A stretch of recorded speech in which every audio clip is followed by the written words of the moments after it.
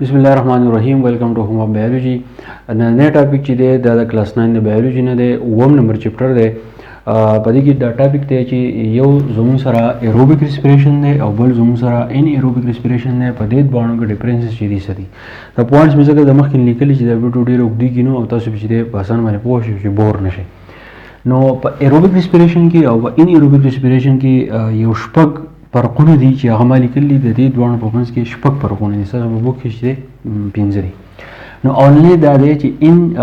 کم ایروبیک ریسپیریشن چې دی د اکسیجن ضرورت دی چې کله سیل ته ګلوکوز مالیکول لاړ شي نو د هغه ګلوکوز مالیکول چې کله بریک ډاون کیږي نو هغه لپاره د اکسیجن ضرورت دی خو ان ایروبیک ریسپیریشن چې دی د دې ګلوکوز مالیکول د بریک ډاون لپاره چې دی د اکسیجن ضرورت نشته دا په یو فرق شو دویمه خبره سره ایروبیک ریسپیریشن چې دا میجر ټایپ دی میجر ټایپ مطلب دا چې دا یو غټ ټایپ دی په زیاتره لیوینګ ارګانیزم کې په دنیا کې په زیاتره لیوینګ ارګانیزم کې چې دی ایروبیک ریسپیریشن کیږي نو ځکه وته موږ دا وایو چې دا چې دی میجر ټایپ دی او ان ایروبیک ریسپیریشن چې دا ماینر ټایپ دی د دې مطلب دا دی چې په زیاتره کې ایروبیک کیږي نو په کمتر لیوینګ ارګانیزم کې چې دی ناغه ان ایروبیک ریسپیریشن چې دی کیږي بیا دا خبره ده چې ایروبیک ریسپیریشن په کوم ځای کې کیږي دا په سیل کې دوه ارګانیز دي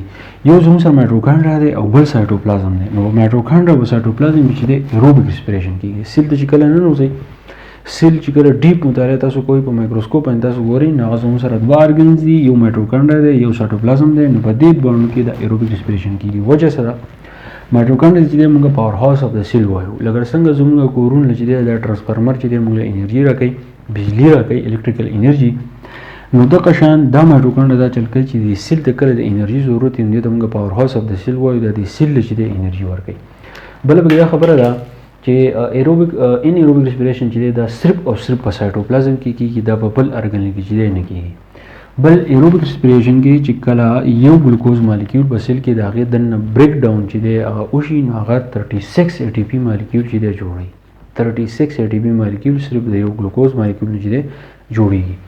خو ان ایروبیک ریسپیریشن چې دی چې کله یو ګلوکوز مالیکول بریک ډاون نشي نو هغه زموږ سره صرف او صرف 2 اي ټي پی مالیکول چې دی جوړي صرف 2 ایروبیک ریسپیریشن کې بل دا خبره ده ګلوکوز مالیکول چې دی نو کمپلیټ بریک ډاون اف ګلوکوز کوم ګلوکوز مالیکول چې دی هغه مکمل چې دی هغه بریک ډاون وشي خو ان ایروبیک چې دی انکمپلیټ بریک ډاون اف ګلوکوز په دې کې ګلوکوز مالیکول چې دی هغه کمپلیټلی بریک ډاون چې دی نه کیږي هغه انکمپلیټ چې دی هغه پاتې شي او ایروبیک ریسپیریشن چې د زیاتره زوم سره په لارج باډیز کې کیږي او ان ایروبیک چې د زوم سره په مایکرو ارګانیزم کې کیږي دا غني لازم چې کوم مسل سیلز دي نو دا باغی کیږي نو زه امید کوم دا کم فرقونه چې دي په دې وجه به وشي وي د دې شارټ کوېشن کې د دې راتلو چانسز چې ډېر زیات دي ځکه چې ډیفرنسز چې دي هغه پکې خامخا راځي که په دې تاسو پوه شئ نور ملګرو سره چې ضرور شیر کې میلاو وشو د بل ویډیو سره د بل لیکچر سره تھینک یو ډېر مننه